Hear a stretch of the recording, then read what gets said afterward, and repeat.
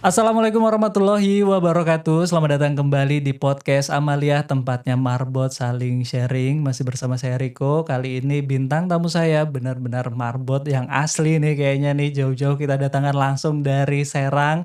Sudah ada di depan saya ada Pak Fatur DKM dari PT Masjid Sakabuana. Pak Fatur, apa kabar Pak? Alhamdulillah baik. Alhamdulillah, ini kayaknya masih rada jet lag memang ya Pak ya, karena tadi dari Serang langsung ke sini Pak, Dari ke Serang Jakarta ya. langsung, Jam berapa iya. dari Serang tadi Pak? Jam 12-an sih Jam sebenarnya. 12. Cuma saya kepedean seolah-olah lancar gitu ya, nggak taunya beda. Di lapangannya itu ya macet. Macet ya. Macet luar 4 jam biasa. lebih berarti kurang lebih tadi Pak ya.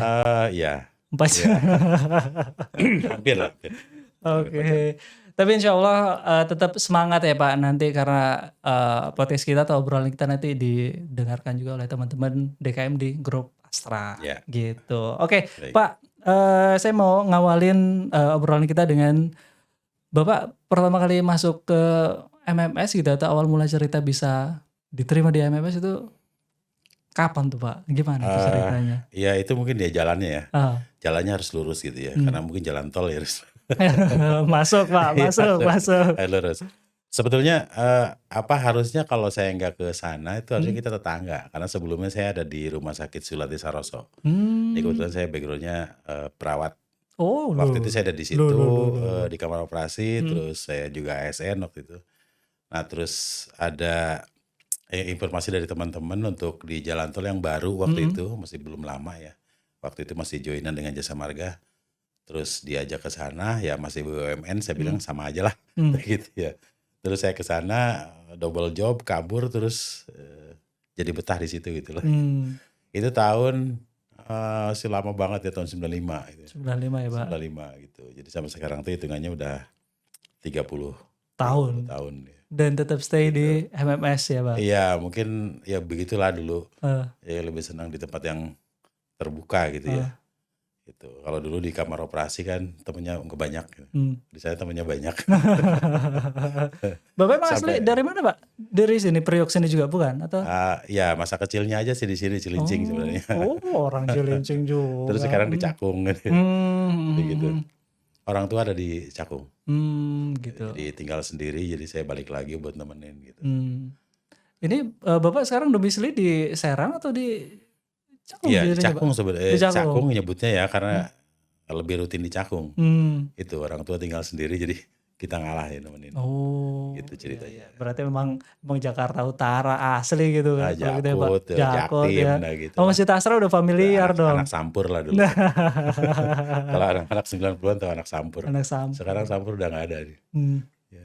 Oke, Pak, itu pas awal mula di MMS pindah-pindah juga divisinya atau di bagian apa aja dulu Pak? Oh iya, Udah iya. 30 tahun soalnya Pak. Itu seumuran saya juga tuh kayaknya Jadi tuh. karena di MMS itu nggak terlalu banyak sebenarnya bagiannya. Paling banyak kan di operasional. Office tuh nggak banyak. Jadi pertama kebutuhannya memang untuk penanganan kecelakaan. Kan di sana ada memang ada di Oke. peraturannya yang mewajibkan adanya petugas penyelamat gitu. Jadi lebih banyak kita nangani di tanggap darurat waktu itu. Kemudian saya juga di sana di bagian tanggap darurat. Kemudian lanjut ke layanan lalu lintas. Ini sedikit berbeda. Fokusnya kalau layanan lalu lintas itu misal ada pengguna jalan yang gangguan, ada yang kecelakaan, ada konflik apapun lah namanya di jalanan gitu ya. Kemudian itu sekitar 17 tahun. Masya Allah. Kemudian cerita tadi yang ada Bu Uswa segala macam yang orang sini terus ke sana. Saya diajak join gitu ya di Health and Safety, Environment Health and Safety. Itu tahun 2012. Terus sampai dengan 3-4 tahun lalu hanya tinggal Health and Safety-nya aja, environment-nya udah nggak lagi karena ada di gabung dengan Korkom gitu ya. Oh, oke. Jadi memang sampai dengan sekarang saya kisaran 12-13 tahun itu di health safety gitu. Itu Pak, saya jadi tertarik ini deh,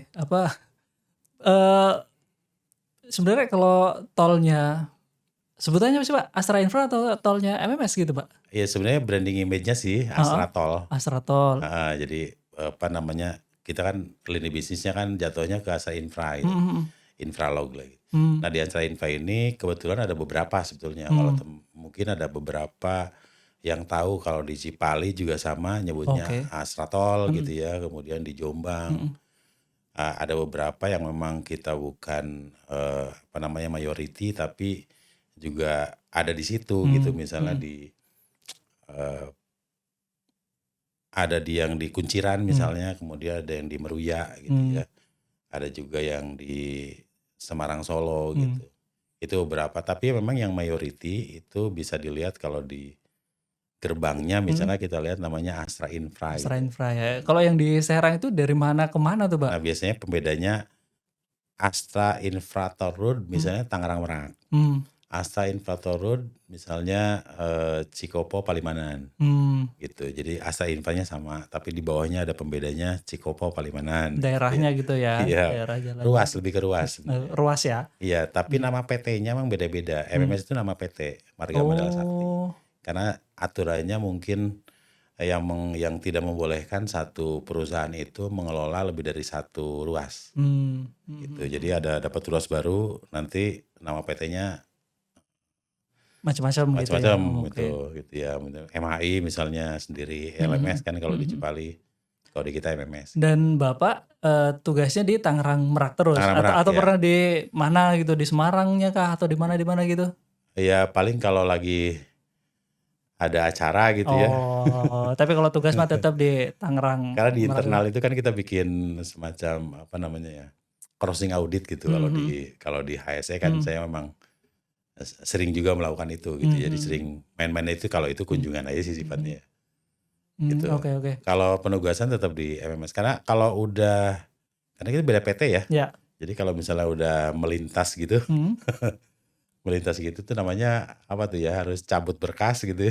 Kalau di kepolisian. Terus baru pindah. Login ke tempat baru. Oke. Pak, gitu. selama bertugas yang tadi tuh yang misalnya ada gangguan di jalan atau yang pertama tadi Pak tanggap darurat gitu. Itu pernah nemuin apa aja kalau di jalan tuh Pak? Dulu saya pikir saya di rumah sakit kerjaannya itu di kamar operasi gitu. Udah serem gitu ya? Saya pikir saya udah tahu semua gitu. Bahkan waktu interview itu bilang nggak takut darah kan? Itu pertanyaan paling saya ingat gitu ya. Pak please deh pertanyaannya. Saya ini di kamar operasi ya. Masa takut darah gitu ya Pak? Iya. Terus? Saya yang belum pernah itu mindahin organ doang, transplantasi yang lain udah. Itu ya ngambil bayi segala macam. Bahkan orang mikirnya kalau di kamar operasi tegang gitu ya. Kayak film India gitu ya. Enggak juga, kita ngomongin bola gitu ya. Di kamar operasi tetap bercanda gitu. Enggak gitu, saya pikir oke, tapi ternyata di jalanan tuh lebih parah gitu ya. Jadi kayak kalau orang di dalam mobil itu kayak misalnya ada celengan, terus kita masukin koin, dikocok gitu. Jadi kalau ada pertanyaan kira-kira kalau naik mobil yang paling aman di mana gitu. Di depan, di samping, di belakang gitu. Enggak, di rumah aja. Mobilnya di parkiran aja. Enggak ada yang aman. Gitu. Karena ancur-ancuran gitu. Dengan kecepatan 100, 120 kemudian keguling gitu. Terus berharap apa gitu, kira-kira gitu lah. Kalau kita lagi safety riding gitu. Nah, hari ketiga masuk ke sana, nyoba-nyobain waktu itu kan masih double job. Itu masih hitam putih, belum punya seragam gitu. Saya parkirin mobil di pinggir karena ada kecelakaan gitu. Warga bilang, Pak mundur. Saya mundur gitu. Ternyata di bawah mobilnya ada kepala. Masya Allah. Terpisah. Sekeren-kerennya di kamar operasi nggak ada kepalanya misah gitu. Kalau bisa sama kaki ya. Gitu. Jadi sangar. Saya mengutin tangan, kaki, kemudian usus gitu ya. Ada 200 meter gitu ya. Dan ternyata manusia itu baunya luar biasa gitu. Kayak gitu. Jadi kalau di kamar operasi itu kita yang nyiapin lukanya, kita siapin kalau dia muncrat darahnya kita matikan dan seterusnya. Kalau di sana kan enggak, hancur-hancuran gitu. Jadinya terinspirasi nih buat ngasih defensive driving nih. Jadi rupanya yang paling susah itu orang bukan yang nggak punya duit dan seterusnya ya, banyak utang, tapi orang kena musibah. Susah. Mereka orang paling tidak siap ini. Jadi pulang dari Anyer, dari mana, begitu balik ketawa-tawa di dalam mobil gitu ya. Terus tiba-tiba beberapa menit kemudian ibunya patah tulang, anaknya berdarah-darah gitu, luar biasa itu sisi psikologisnya, kebayang gitu. Jadi Sekilas aja Pak, jadi pelan-pelan aja nih kalau nyetir. nah itu, kebanyakan faktornya apa Pak? Ini kita jadi bahas jalanan nih, ya udah Nggak kita apa-apa, kita nggak apa-apa. kulik di situ dulu deh. Apa faktor paling banyak penyebab kecelakaan gitu yang sering Bapak alami tuh? Iya, sebetulnya ini kalau mau jujur itu yang disampaikan di situ atau diakumulasi dari pelaporan itu lebih yang ke sifatnya general gitu ya. Orang bilang kurang antisipasi gitu, orang bilang pecah ban gitu. Sebenarnya saya juga nyebutnya kurang pas juga karena ada yang kempes. Jadi bukan pecah juga. Jadi nanti orang otomotif tuh ribut, masa sih mobil baru pecah gitu ban? Enggak, itu istilah aja sebetulnya, ada yang kempes kemudian karena terlalu Kencang mungkin? kurang kencang gitu ya akhirnya oleng gitu ya bisa. Tapi yang paling general sebenarnya jatuhnya di kurang antisipasi yang paling banyak ditulis gitu ya. Kan ada di Tol Jasa Marga, di Citra Marga itu kan mereka nulis kurang antisipasi itu paling banyak gitu ya. Itu kalau di dalam itu banyak lagi sebenarnya faktornya gitu. Jadi ada yang mengantuk di dalamnya, kemudian ada yang skill mengemudinya Masih kurang. berbeda antara dalam kota dan luar Oh gitu iya, ya. oke. Contoh lah kita lari 140, 120 deh. Terus tiba-tiba ada mobil truk dengan kecepatan 40 atau bahkan 30 kan banyak luar kota ya. Itu seolah-olah seperti kita lagi lari 90, di tengah-tengah ada benda berhenti seukuran truk gitu. Itu kira-kira gitu loh kebayangnya. Jadi kalau misalnya kita lari 100, ada mobil truk dengan kecepatan 20, sama aja lari 80 km per jam, tiba-tiba di tengah-tengah ada benda berhenti. Gitu. Segede truk lagi. Segede truk. Jadi bagian-bagian itu yang dinamika di jalanan itu yang orang mungkin dalam kota nggak nemu. Karena di jalan biasa kita lari 50 aja berocok kencang banget gitu. Di tol itu 90 aja gregetan gitu. Betul. 100 gregetan gitu. Anak-anak muda 120 di videoin speedonya. Itulah banyak ini ya. Cerita Di, ya Pak. orang yang makanya di jam-jam rawan atau hari-hari rawan itu banyak terjadi kecelakaan itu orang yang kalau kita lihat bukan komuter gitu. Mereka jarang sekali perjalanan luar kota. Oh, Itu jadi iya. itu salah satunya juga skill gitu ya, kompetensi kita dalam mengemudi itu penting. Gitu. Nah, dan banyak sebenarnya dan banyak lagi faktornya. Sebenarnya kecelakaan terbanyak malah di truk sebenarnya. Dan itu lebih ceritanya agak kemana-mana nanti. Ya intinya tetap berhati-hati ya Pak ya, gitu. Ya. Apalagi untuk yang mungkin jarang-jarang rute luar kota gitu kan, lawan di jalanannya macem-macem gitu ya Pak. Jadi ya tetap hati-hati lah gitu. Oke Pak, saya akan geser. Tadi kan udah cukup lama Bapak di perusahaan MMS gitu ya. Nah, mulai kenal DKM atau mulai masuk ke DKM tahun berapa Pak? Dan gimana tuh bisa terjun lah gitu, bukan terjun sih, bisa terlibat lah di program masjid gitu. Iya, sebetulnya dulu sebelum ada masjid itu di perusahaan itu ada kita punya beberapa eskul ya. Jadi ada yang dulu di waktu namanya kan Marga Mandala. Sebenarnya Marga Mandala ini dulu di grupnya Humpus.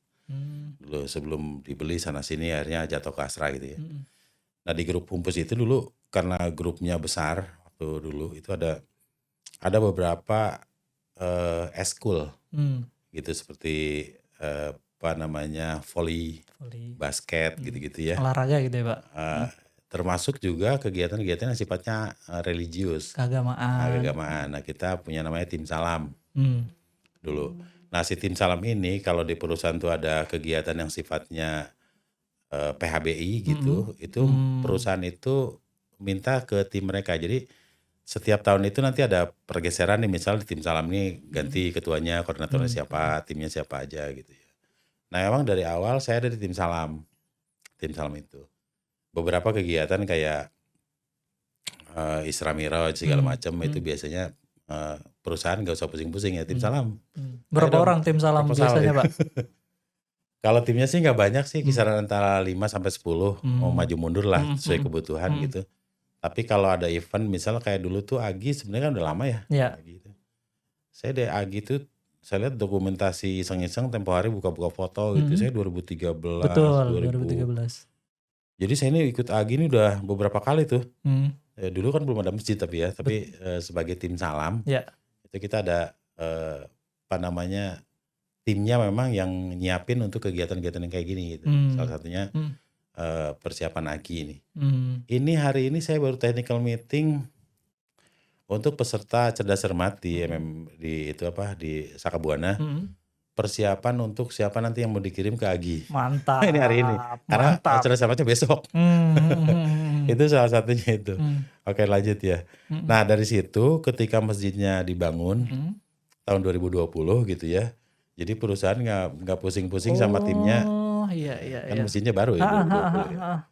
Oke, tim salam, coba tolong DKM urus. Jadi gitu. Gitu. Berarti dulu memang sebelum ada masjid ya jadi panitia kalau pas ada acara hari-hari besar Islam aja gitu Pak ya? Betul. Oke. Jadi ke Astra ini misalnya saya lupa tahun 2000 berapa lah, 16 apa 14 saya ingat. 2 apa 3 kali saya ikut Apa Pak? MTQ. Oh, MTQ. MTQ saya ingat tuh. Karena saya nemu fotonya kemarin. Jadi sebetulnya laptopnya diganti gitu ya, suruh mindahin, saya sekalian rapiin gitu ya. Ini rupanya ada foto-foto lama gitu ya. Saya ingat tadi di Masjid Asra dulu. Tahun berapa ini? Ternyata Gitu udah sih. pernah ngikut dari awal Pak ya. Iya. AGI. Cuma dulu itu kantor head office-nya itu posisinya di Karawaci. Jadi sebetulnya saya di Karawaci tugasnya di health safety kan. Itu di Ciujung masjidnya. Jadi kan lumayan jauh. Cuma memang nggak banyak waktu itu teman-teman di internal itu yang menjadi khotib gitu. Nah terus dari Pak Muklas dulu ketua yang lamanya, nanti kita khotib internal gini-gini, di absen lah tuh siapa gitu. Yang bisa gitu ya. Iya, dan ternyata emang nggak ada. Jadi saya dijeburin. Dijeburin. Ya udah kalau ini kan apa namanya Pak Fatur itu kan kalau itu Saka gitu pakai jurusnya gitu, Saka ingat gitu ya. Terus, ya jadinya udah tuh, jadi saya sampai sekarang tuh nggak punya jadwal tapi badal gitu. Tapi banyakan badal, banyakan nggak bisa gitu. Pokoknya siap aja gitu Pak ya. Siap aja. Jadi khotib hamin 10 menit. Nggak datang nih, kita lihat, oh belum datang. Jar. Sikat gitu Pak ya. Udah, ilmunya Saka itu. Nah, Pak Muklas di sekitar 2 tahun lalu, 2 tahun lalu pensiun dini karena nyoba itu tadi minat buat jadi anggota DPRD gitu ya, waktu itu jadi pensiun dini gitu ya. Kemudian ya sudah dicarilah yang paling senior gitu ya. Teman-teman bilang telunjuknya ke saya semua. Dan itu karena memang waktu itu saling gak mau gitu ya. Saya bilang, saya selalu alasannya saya gak ada pantas-pantasnya gitu ya. Akhirnya jeda tuh kosong sekitar 6 bulan, 7 bulan gitu. Saking gak ada yang mau jadi ketua DKM. Ketua DKM-nya. Tapi DKM-nya masih ada gitu Pak ya. Nggantiin Pak Muklas kegiatannya aja yang juga belum jalan ada. terus. Betul. Gitu akhirnya sampai sekarang bener. Saya mau estafet lagi gak ada yang mau. Tapi gak sih, artinya mungkin teman-teman di sana satu karena akhirnya 2021 saya pindah ke Ciujung posisinya. Kemudian memang yang perlu dilihat kita butuh konsisten di situ ya dalam mengelola, karena nggak bisa yang jauh kayak saya waktu itu di Karawaci gitu ya. Itu memang harus yang sehari-hari di situ melototin gitu. Sedetail kita melototin kondisi rumah sendiri sebetulnya. Jadi kalau dengan keberadaan kita di situ memang biar gimana pun teman-teman yang lokasinya secara fisik lebih jauh gitu, kemungkinannya tidak bisa maksimal sih.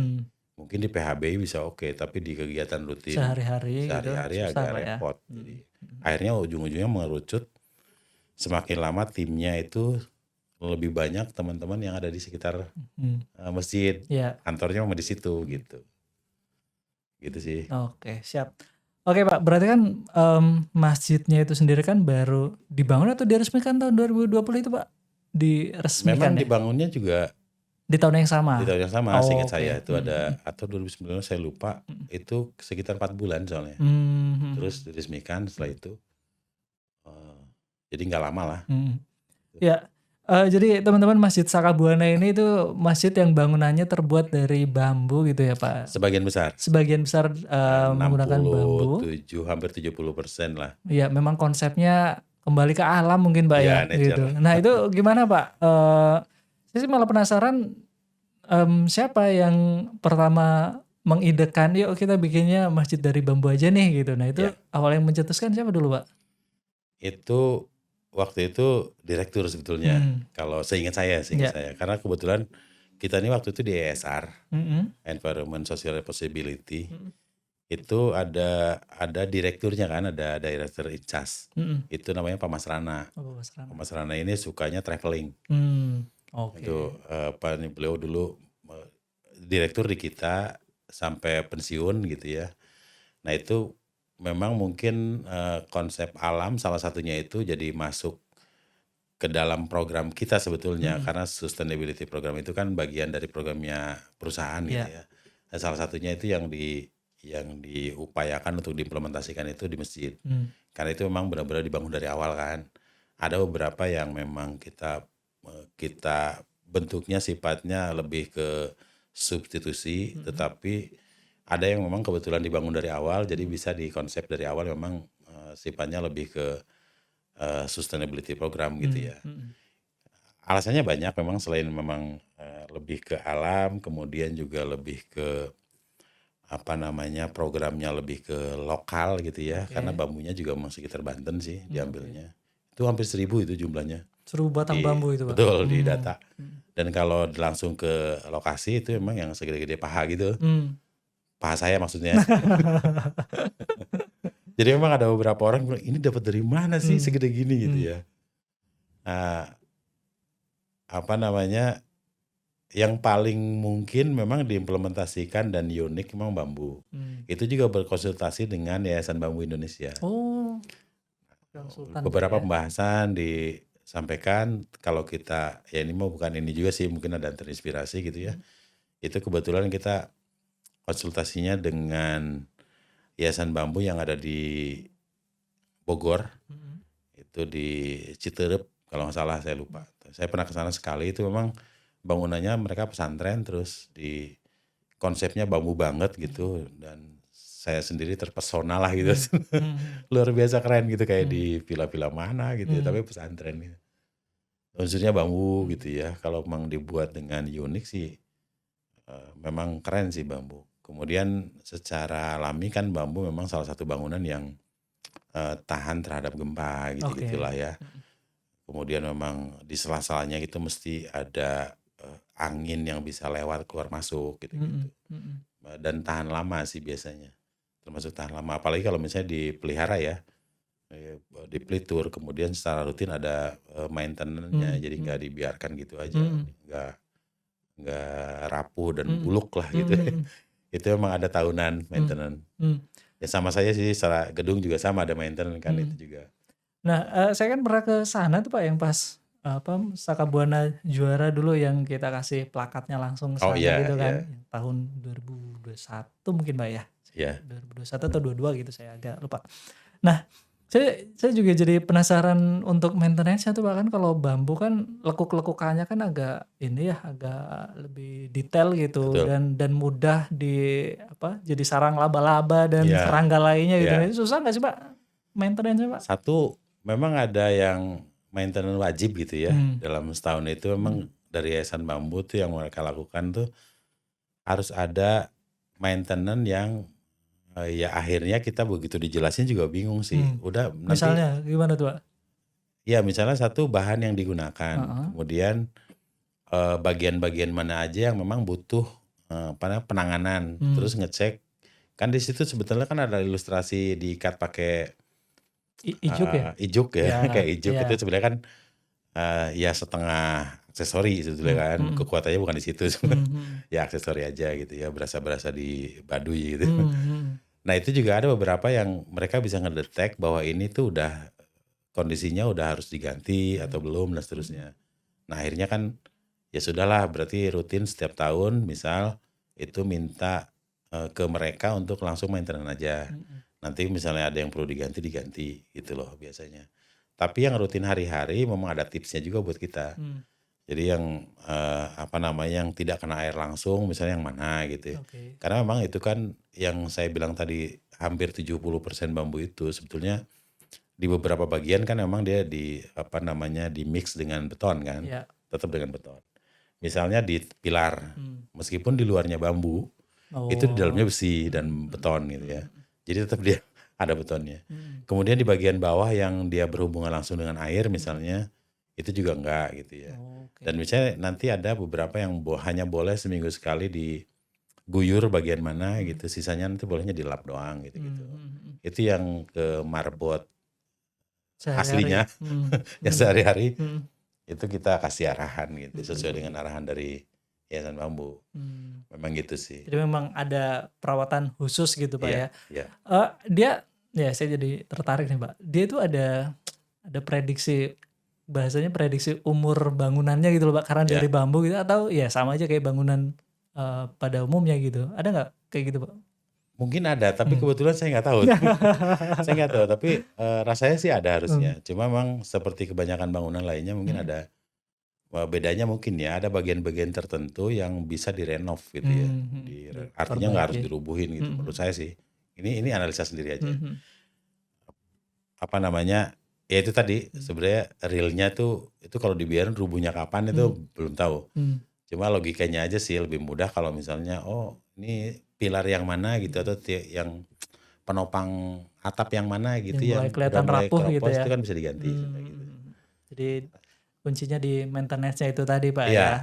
terutama sama yang ngerti sih kalau menurut kita. Dan itu juga ujung-ujungnya sih kalau dipikir-pikir memang wajar sih ada maintenance dan nilainya juga nggak ya biasa aja gitu ya. Cuma sifatnya mereka ngecek kemudian sama mereka kayak dipelitur ulang gitu. Dalam 2-3 hari selesai, rasanya sih nggak terlalu mahal juga harusnya gitu ya. Itu masjidnya terbuka untuk umum nggak sih Pak? Iya. Umum ya? Iya. Saya nggak lupa tuh, maksudnya jalan ke masjidnya apakah ada akses untuk umum juga, itu bisa juga Pak ya? Tapi semua melalui security. Oh. Kita melalui security. Jadi nanti dideteksi sama security buat mereka yang terutama yang rombongan, karena memang jadi destinasi Sering Pak ya? jatuhnya. Saya bahkan ada 2 travel agent yang biasa WA tuh. Assalamualaikum Pak, rencana tanggal sekian bla bla gitu ya. Mampir gitu ya. Mampir gitu. Tapi sampai dengan sekarang sih belum pernah ada bis besar masuk. Karena memang nggak bisa masuk. Bis 3/4 bisa masuk ya. Itu beberapa kali tuh mereka info. Karena saya beberapa kali diminta buat biasalah teman-teman bilang bos ada kunjungan dari mana gitu. Itu hari saya ceritanya mesti gitu. Saya sarankan Bapak Ibu, ini nomor saya, silakan aja nanti diinfo. Minim-minimnya tuh kalau ada datang misalnya 30 orang gitu. Biasanya kami maaf nih kalau lagi ada kami punya roti gitu kayak gitu kan. Oh iya. Kan mereka yang kenalan saya itu yang orang Jawa Tengah gitu ya. Ada juga orang Jogja gitu. Nah itu kalau diinfo gitu ya, paling nggak kita bisa ada air panasnya yang beneran. Kalau dispenser kurang panas gitu. Itulah biasanya. Akhirnya mereka nginfo tuh. Sambutan lah gitu Pak ya. Iya. Akhirnya mereka nginfo, Pak nanti tanggal sekian hari apa misalnya kayak gitu. Kan banyak juga di hari libur masalahnya. Itu sih kasihan Mereka juga. memang sengaja kunjungan kayak rekreasi gitu mungkin Pak ya, untuk ke masjid bambu ini kali ya. Salah satunya saya tanya gitu. Memang mereka itu kayak bikin rundown di perjalanan karena di sana kan ada Banten Lama ya, yang salah satu destinasi. Kemudian mungkin bisa juga ada yang ke Anyer, ada juga yang ke Batu Quran gitu-gitu di Serang kan banyak ya. Itu bahkan ada salah satu yang ini juga sih kunjungan tapi yang perjalanannya ke Gua Maria gitu. Kan di Menes ada tuh Gua Maria. Tapi ke sana cuma buat ini aja foto bersama gitu kan. Ini masjid viral nih kayak gitu. Atau awal-awal kan. Bapak Ibu mau kemana? Mau ke Gua Maria di Menes gitu. Jadi mereka itu tetangga sebelah sebenarnya gitu. Jadi ke situ buat ini ya foto bersama di depan gitu. Tapi yang Bapak tahu di Indonesia itu ada lagi nggak sih Pak masjid bambu yang kayak Sakabuana gitu? Di mana misalnya? Ada Pak ya? Ada kalau nggak salah di Sulawesi gitu. Sama di Kalimantan juga ada. Cuma hitung-hitungannya sih kalau sempat searching gitu ya, memang ini paling gede sih itu. Oh, oke. Paling gede memang dia ada salah satu lagi yang memang 2 lantai kalau nggak salah, cuma dengan 2 lantainya aja masih lebih kecil ukurannya gitu ya kalau secara jumlah lantainya kalau digabungin itu. Saya mau ngomong takut di-cut nih. Saya mau bilang gini Pak, nanti kalau mau di-cut aja ya. Mungkin yang masjid bambu di luar itu memang mohon maaf ya Pak, memang gak ada biaya untuk jadi masjid beton gitu loh. Jadi ya mungkin bambu. Nah kalau di Sakabuana kan memang dikonsepkan Iya, bambu gitu iya, iya. mungkin gitu. Di-cut aja yang ini, takut nyinggung soalnya. Gitu Pak. Oke, Pak saya lanjut Pak ya. Tadi kan kita udah ngomongin bangunan masjidnya yang Iya. cukup unik, bukan hanya cukup tapi sangat unik gitu. Dan saya baca literasi dari Sakabuana itu juga tidak sembarang dibangun, tapi juga banyak filosofinya, pilarnya ada berapa, terus Oh juga iya, iya, tiang ini maknanya apa dan iya. seterusnya gitu. Nah itu yang mencetuskan itu memang sengaja dikonsep sebelum dibikin atau setelah dibikin baru ada maknanya tuh Pak? Emang sebelum dibikin. Oh gitu Pak ya. Iya, karena kebetulan Yayasan Bambu ini itu salah satu di antara yang pemilik pesantren sih aslinya, si Oh. Abah nih, si Abah yang di Citerep tuh. Berarti memang dalam masa pembangunannya bahasanya apa ya, dikawal juga Iya, kali Pak ya? dikonsep. Memang mereka yang Dikonsep ya? bangun. Oh, oke oke Jadi oke. kita bermitra, kemudian pembangunannya itu mereka yang kayak konsultannya gitu ya. Meskipun yang ngebangun ya kontraktor gitu ya, tapi ada konsultannya Desain di situ. awalnya Desain dari awalnya beliau. seperti apa. Termasuk bambunya harus dari mana, sebesar apa untuk yang ini dan seterusnya. Kan dia ada diameternya beda-beda Betul. gitu ya. Jenis bambunya juga mungkin Betul, Pak ya? memang dari awal tuh misal kayak pilar yang bukan pilar ya, penopang atap di atas tuh 99 gitu. Jumlahnya yang mirip kalau dari bawah kayak perahu gitu ya. Kan kalau di atas tuh kayak perahu nangkup gitu, tangkuban perahu tuh. Kalau dari bawah kita ngeliat ke atas tuh kayak memang kayak desain perahu gitu yang jumlahnya 99 gitu. Terus ada yang jumlahnya 45 gitu ya, lubang-lubangnya di depan itu. Kemudian ada yang 17 juga. Kemudian ada yang bambu runcingnya yang ada jumlahnya 5 gitu. Kemudian tiang mimbarnya ada 6 gitu. Masya Allah. Kayak gitu. Jadi kita kalau kita hubung-hubungkan ya itulah angka-angka itu ya 6, 99, 45, 17 gitu ya. Dan Terus memang juga terus juga konsep animal ya yang ada di tiap atas pintu itu sarang tawon gitu ya. Gitu. jadi memang setiap memang dikonsep dari awal dan ada makna yang dalam gitu Pak ya. Betul, Dalam betul. setiap Termasuk penggunaan nama Sakabuana juga kan lebih ke nature ya. apa itu Pak Sakabuana artinya Pak? Itu dari Sangsekerta itu Soko gitu. Jadi kayak penopang gitu ya. Oke, Kayak Saka buana itu kan semesta ya.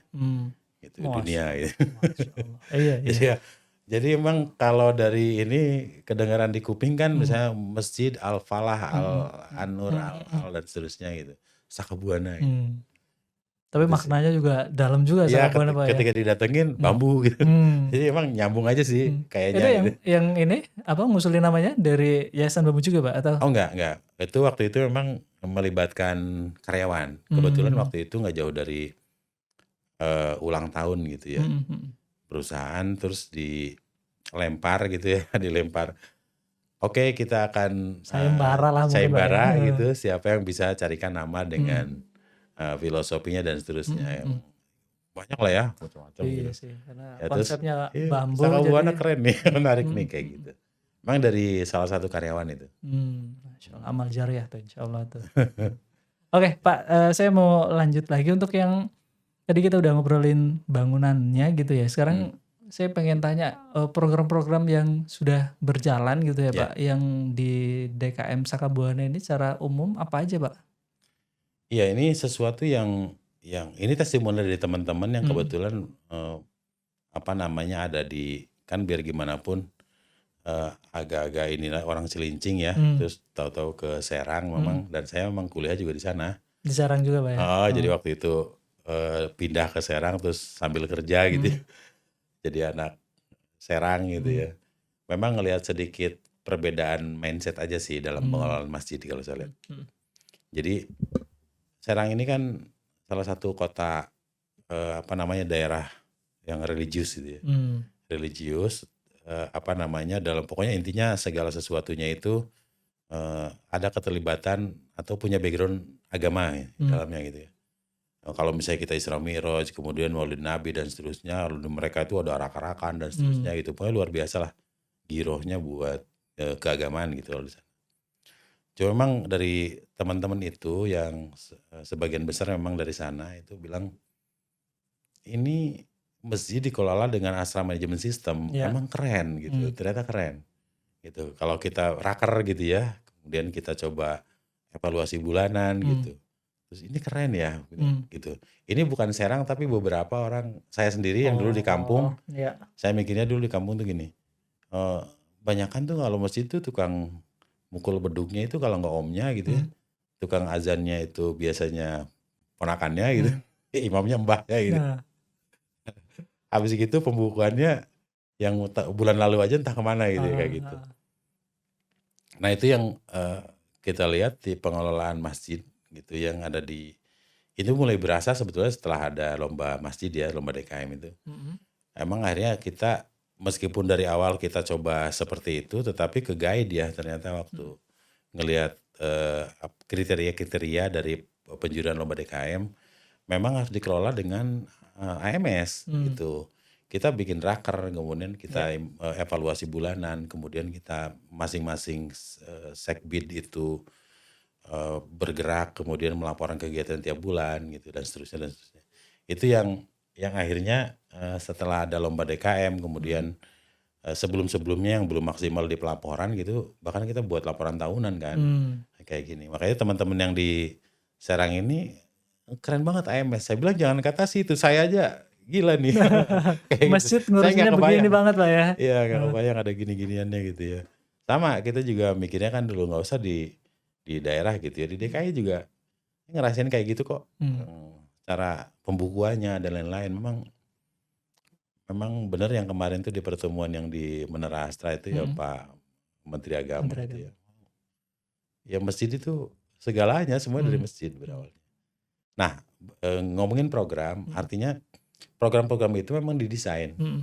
Jadi di awal tahun kita buatan program dan selalu kalau di kami itu selalu ada pertanyaan, tolong buatkan satu program yang entah lebih bagus, entah gimana, pokoknya beda sama tahun sebelum gitu. Ada improvement gitu Pak. Yang penting beda dulu.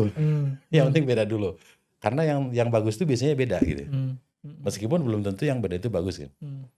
Jadi kita beda dulu. Misalnya tahun ini apa gitu. Terus tahun depan lagi evaluasi program tahun depannya, nanti per sekbid itu buatkan satu program yang beda. Apa terserah gitu. Nah itu kita buat. Itu terkait dengan program. Jadi memang akhirnya tiap tahun itu biasanya teman-teman itu punya sesuatu yang berbeda gitu. Ngusulin gitu Pak. Ngusulin, kalau saya mau coba ini oke, gak ada masalah kan kayak gitu ya. Beda aja dulu gitu. Lebih jelek ya kita evaluasi, pika aja gampang gitu. Nggak usah terusin ya udah. Kan gitu. Nah, habis gitu dievaluasi tiap bulan dijalankan, dievaluasi ya, karena ada pembeda, kemudian biasanya ada semacam fokus program gitu ya. Biasanya gitu, mungkin kayak ini mah kayak ketua DKM polisi gitu kali ya. Tahun ini kita mau fokus ke apa nih gitu. Nanti bikin SOP misalnya. Tahun lalu kan kita bikin 2-3 SOP karena tahun lalu kita benar-benar nggak punya SOP yang clear gitu. Jadi dibuatlah prosedur dengan flowchartnya lengkap gitu. Itu tahun ini misalnya ke sustainability, tambahannya apa gitu. Kita menambah jumlah penerima manfaat. Maka muncullah tuh rest area gitu ya. Kemudian penerima zakat yang ada di beberapa, di penambahan jumlah penerima zakat beberapa gerbang. Jadi kami bukan ambil tapi menyalurkan karena kebetulan punya kerjasama dengan koperasi. Jadi koperasi itu bayar zakat, terus kami menawarkan untuk biar kami menyalurkan. Nanti disalurkannya ke penerima manfaat perusahaan yang ada di sekitar. MMS itu kan unik. Orangnya nggak banyak gitu ya, tapi tanahnya itu 72 kilo gitu. Gitu. Kalau jadi kita ring satunya luas gitu. Panjang Mbak ya. Panjang. Kayak Menara Astra misalnya segitu gitu, lantainya banyak gitu. Tapi ya lingkarnya segitu. Kalau saya 72 kilo gitu. Kayak gitu. Jadi emang banyak yang bisa dieksplor sebetulnya, terutama di penerima manfaat. Kemarin jadi ada beberapa yang di tempat ini mungkin nggak cocok tempat ini. Jadi akhirnya mix dengan aktivitas CSR-nya perusahaan dan CSR-nya koperasi. Karena si koperasi sendiri dibayar zakat gitu. Jadi melalui kita akhirnya. Ada nggak Pak salah satu program yang bisa dibilang unik gitu yang dijalankan di Sakabuana? Sampai sekarang sih saya nggak kepikiran ya yang mana yang unik, tapi Atau yang berkesan deh buat Bapak deh selama penyaluran program itu gitu. Kalau yang berkesan itu waktu penyaluran bantuan Banjir. zakat. Yang zakat, kalau kita kan memang berusaha supaya sampai dengan hari ini sih alhamdulillah seluruhnya saya ikut. Jadi di Cikupa, di Balaraja, kemudian nah ini yang di Ciujung sendiri ini ada yang nempel gitu dengan masjid. Lokasinya kan itu sebelahnya warga tuh. Kemudian radius sekitar 30 sampai 50. Itu yang sampai hari ini, bahkan saya minggu lalu masih ngomongin ini gitu ya, karena suka nyelonong sendiri ke situ gitu. Jadi rupanya kita nih sering sibuk memberi bantuan kemana gitu ya. Ternyata yang tetangga-tetangga dekatnya itu kondisinya itu jauh lebih buruk gitu kalau menurut saya. Memprihatinkan gitu ya Pak. Memprihatinkan. Biar gimana pun kantor saya nih tiap hari di situ keren lah, menurut saya keren, bagus gitu. Tapi ternyata begitu keluar dari area itu hanya dalam jarak 30 meter itu ada orang yang mandinya itu nampung air hujan gitu. Ya Allah. Terus ada juga yang di situ, bahkan sekarang kalau di lingkungan DKM-nya sendiri itu foto saya viral. Tapi DKM aja, DKM kan cuma ada berapa orang gitu ya. Karena diomongin terus. Karena saya bener-bener mewek gitu. Kan gak pantas gitu. Saat penyaluran itu. Gue anak Priuk nih. Gitu. Itu bener-bener, aduh saya mah kayak sakit banget gitu ngelihatnya. Serius. Jadi memang mengundang mereka. Terus foto karena kewajiban kita buat bikin laporan. Dari situlah saya udah gak jarang lagi. Saya entah yang lain setuju atau enggak, waktu itu kan saya bilang, saya jangan terlalu banyak undang orang deh. 1 orang, 2 orang, foto yang penting ada dokumentasinya. Tapi nanti kita langsung aja datengin gitu. Jadi rasanya beda. Pada saat ngedatengin sendiri gitu Pak? Ngedatengin itu beda. Jadi dulu kita ngundang terus nyerahin di situ seremoni itu jajarin 15 orang gitu ya. Di foto gitu, tapi ada backgroundnya gitu ya, tulisannya apa gitu, haram gitu. Memang buat laporan oke lah, ya, perlu juga gitu. Tapi beda rasanya waktu kita memang benar-benar ke situ gitu. Lokasi. Aroma kamarnya gitu ya. Terus lingkungannya. Ya kalau bahasa kasarnya ibaratnya bau busuk dari kakinya yang gangren tuh. Kalau saya emang warung rumah sakit ya, jadi gangren apalah itu. Itu tuh beda banget gitu. Dan dari situlah kita yang bikin akhirnya bahkan tanpa program kita sendiri tuh datang gitu. Ke situ keingetan lagi itu yang berasa beda itu memang terjun ngelihat. Sentuhannya gitu. Beda Pak ya, langsung kena ke hati Pak ya. Iya itu kalau bikin event terus evaluasinya kan biasanya penyelenggaraan acara. Undangannya kurang banyak.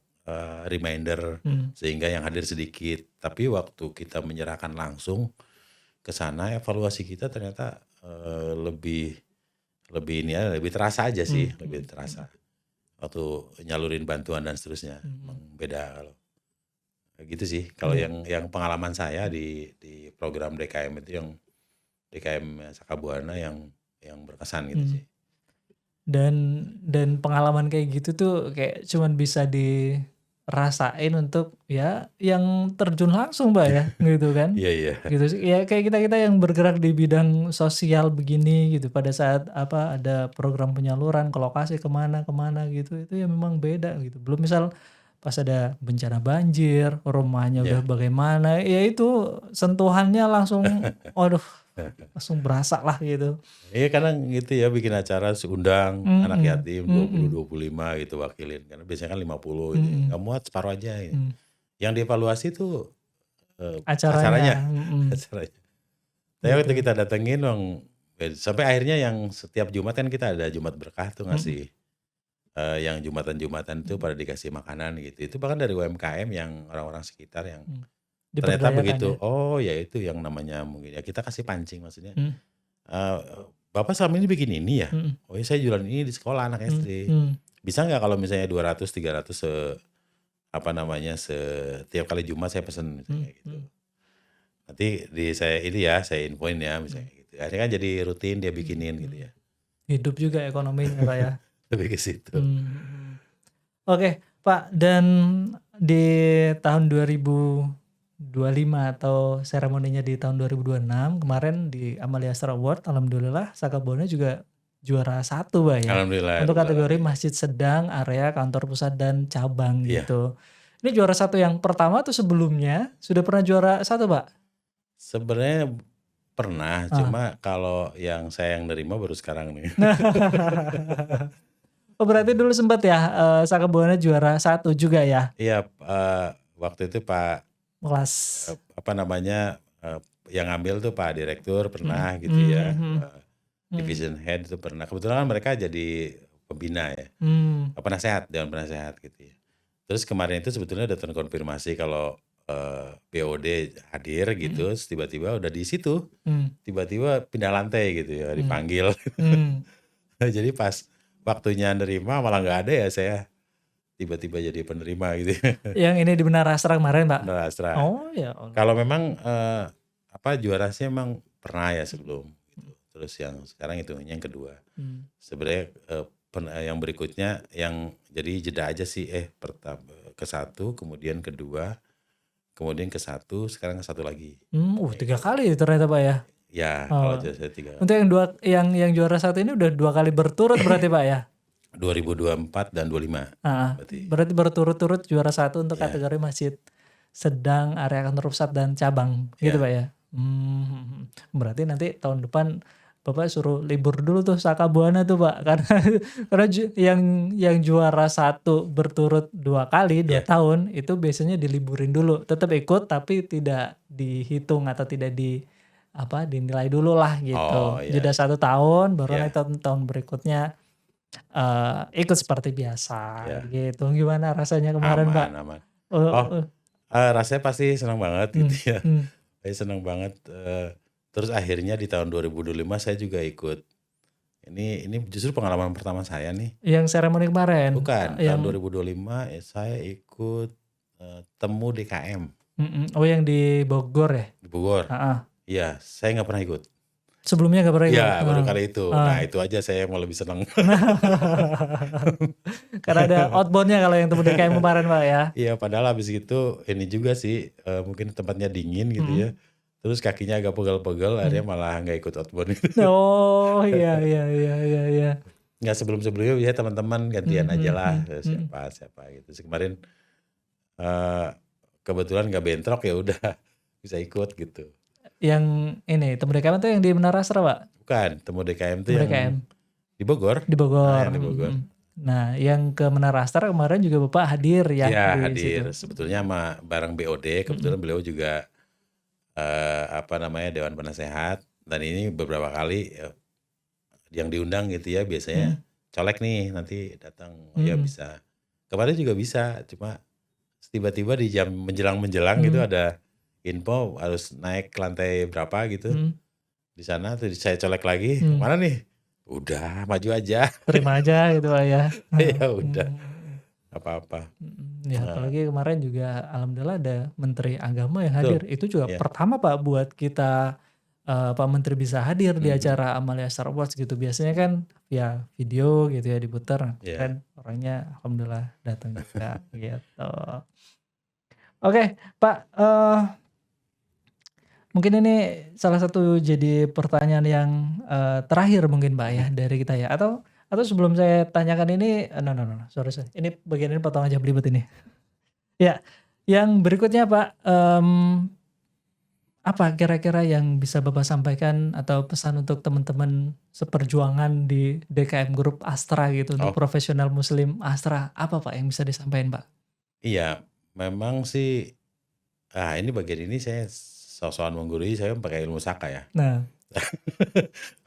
Saya nggak ngerti juga, tapi begini, kalau tadi kita bilang masjid itu tukang mukul bedungnya, engkongnya, mm, imamnya, mbahnya mm, gitu-gitu ya. mm, Rasanya nggak bisa, nggak bisa lagi begitu caranya. Jadi mm, kita ini yang terbiasa di Astra dengan Astra Management System gitu ya. mm, Dengan banyaknya sistem yang ada di Astra gitulah. Kalau saya terbiasa di AGC, AFC gitu ya. mm, Dan seterusnya itu sebenarnya penerapannya di masjid itu jadinya masjid itu keren. mm, Itu yang saya bilang.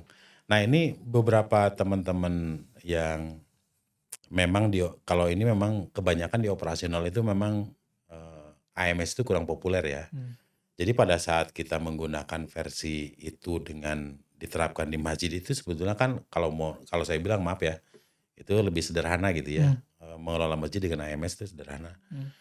Dibandingkan dengan pengelolaan manajemen sistemnya Perusahaan itu sendiri. perusahaan misalnya Mm, gitu ya. mm, Jadi yang teman-teman banyakan itu pengelola masjid itu kan banyakan yang benar-benar mau terjun itu kan operasional mm, mm, mm, gitu. Itu dengan sendirinya mereka terbiasa dengan perancangan program, kemudian pelaksanaan dan evaluasi gitu mm, ya, kemudian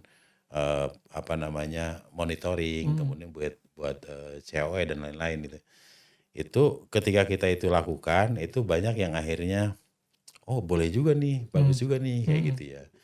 Dan kalau nggak begitu, memang kita nih ada beberapa kendala, khususnya gitu ya.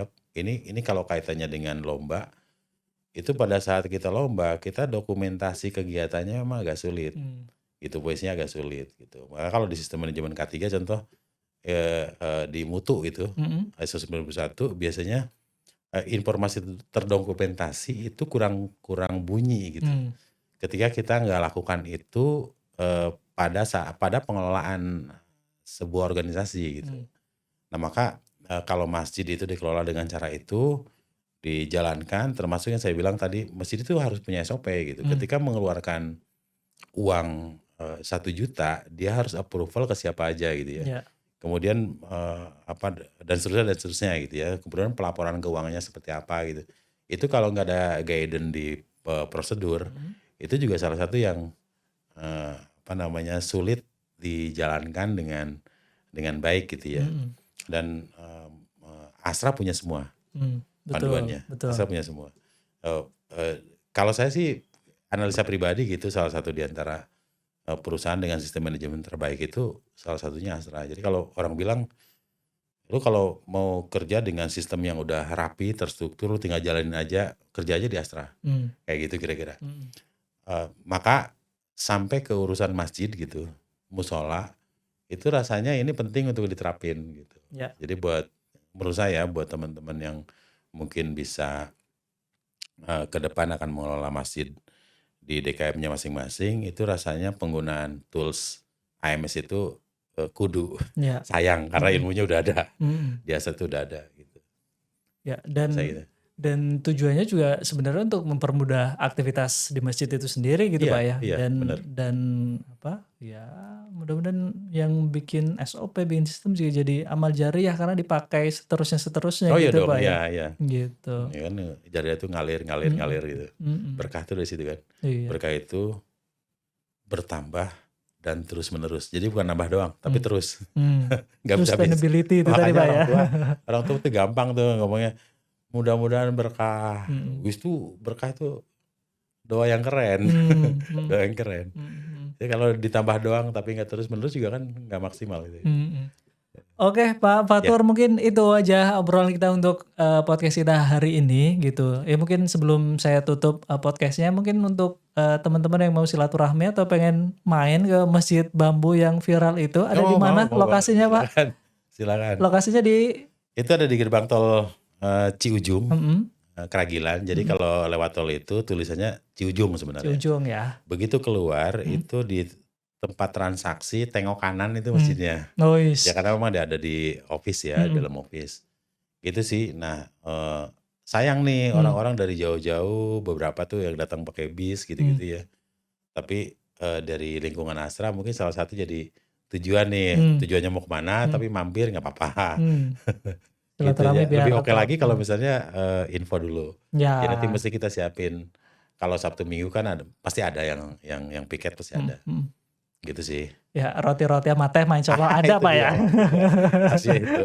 Kalau nggak Gitu. bilang-bilang kan nggak tahu. Iya, nanti air putih doang kita siapin Pak ya. Iya. Gitu. Jadi itu teman-teman yang mau mampir ke Masjid Sakabuana, dan kalau misal udah kenal nanti bisa kontak dulu Pak Fatur biar disiapin roti sama teh anget insya Allah gitu Insya ya. Allah. Gitu. Insya Allah. Terima kasih Pak Fatur untuk Ya, obrolan kita sama-sama. hari ini, mudah-mudahan bermanfaat. Izin saya tutup teman-teman untuk podcast kita hari ini. Wassalamualaikum warahmatullahi wabarakatuh. Waalaikumsalam warahmatullahi wabarakatuh.